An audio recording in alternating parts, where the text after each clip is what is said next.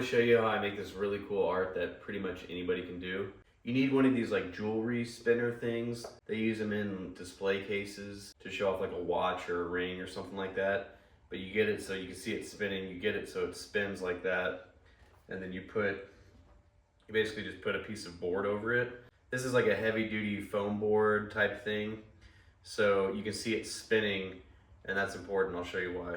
The other thing you need is an aluminum angle. You can use actually like a piece of cardboard that's bent or anything similar to this, but I think that the aluminum works the best just because it's really smooth. And then you want to you can see it's got a little bit of a tilt to it. So you want to arrange it in a way that it has a slight tilt to it and that it won't move at all. You want it to be like really solid. And that way it channels paint down onto the canvas, but the canvas is spinning. So it kind of just creates this really cool, almost like psychedelic effect. Anybody can do this, and I think it would just be like a really cool like piece if you wanted to make it for somebody's like bathroom or for your bathroom or just a little hallway piece in your home. You could do it on a bigger canvas, but it would take a lot more paint. I don't know exactly how it would look if it were that big, but on a little small canvas like this, I think it's really cool for like a bathroom piece, hallway piece, something like that. I'm gonna use neon pink, neon green, and neon blue. I'm gonna move the camera now to kind of just show you a closer angle of it. I also like to keep this just not directly over the center, but just a little bit off of the center, so it kind of forces the paint out in a little bit different way. I just like the way it looks better than having it perfectly over the center of the board. And this isn't a perfectly square board, but it's fine. It just shows you kind of how to do it. Ideally, you'd probably want to use like a square piece of canvas that's maybe about half the surface area of this. And so you just don't waste so much paint trying to do it for the first time. But I'm gonna use these three colors and I'm gonna get started. So you don't want to pour like a whole bunch of paint really fast, but I do like to kind of just load with whatever color you want to be dominant. I like to load the piece of aluminum with whatever color you want to be the dominant one. So I put some pink in there. Now I'm gonna do blue. And then I start to kind of put it farther back over here just to kind of let the paint mix and make a more unique pattern. Starting to make its way down onto the canvas. Almost there. And then I feel like it's best to kind of use an equal amount of the colors. If one of them you want it to be a little bit more dominant, that's fine, but try to use an equal amount. So now here's the first few drops of pink. And then the way that you layer these, you can do them like pink, green, blue, pink, green, blue, and keep like repeating the same. Or you can kind of do like a pink, and then a green, and then a pink again, and then a blue, and however you want to do it. But as you can see, it just always makes like a really insane, trippy, cool effect. I don't think a whole lot about layering them. I just try not to do like too much of one color.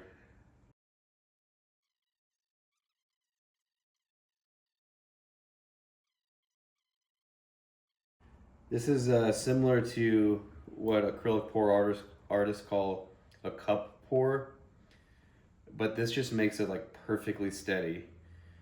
So that's another cool effect. It just keeps like that steadiness of the pour, but then you also put that in with the rotation. It just makes such a cool looking piece of art, but almost like kind of like a rug or something, you know. It just looks so trippy. You can also do this with like multiple colors. If you wanted to do like 5 different colors of blue and then some black paint and white paint, you can. You can do it really with this, however many colors as you want. I would try to keep them, you know, kind of complementary. You don't want to add clashing colors, but there's a lot of really cool combinations that you can do with this. Really, it's kind of unlimited. It's kind of forgiving too, because if you mess up a little bit, eventually that paint just sort of gets pushed out and compressed. The distance is pretty important too, actually. If you get it too close to the canvas, the colors don't end up mixing quite right. They sort of like fold away from each other. It can still look kind of cool too, but I try to get it like a good height away, like not too high, but also not too low. Maybe about 3 inches or so. I'm gonna bring the camera over here so you can see how it funnels down onto it, and it ends up looking sort of like a rug or like a jawbreaker, just something crazy. And towards the end of it, when you stop adding paint, it starts to drip, which really creates, I think, like the coolest effect that it can. It makes these like drops that just, I don't even know how to describe it, but it looks really, really cool. This is all neon paint too, so it would look really cool under a black light. And then you just want to make sure that you move it off of the spinner in between drips.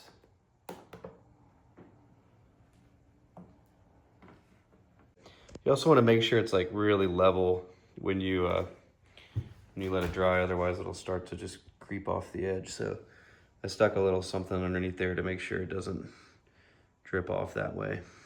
But I think it looks like really cool, like almost like a planet or even like a psychedelic kind of rug. Comment down below and tell me what you guys think about it.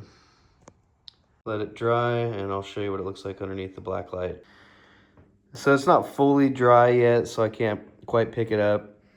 It's like really cold in my studio because it's winter, so the paint takes a little longer to dry. Looks like a bug did fly into it though, but in the black light, it's pretty cool. Let me know what you guys think, and let me know if you end up trying this. I'd love to hear your thoughts on it.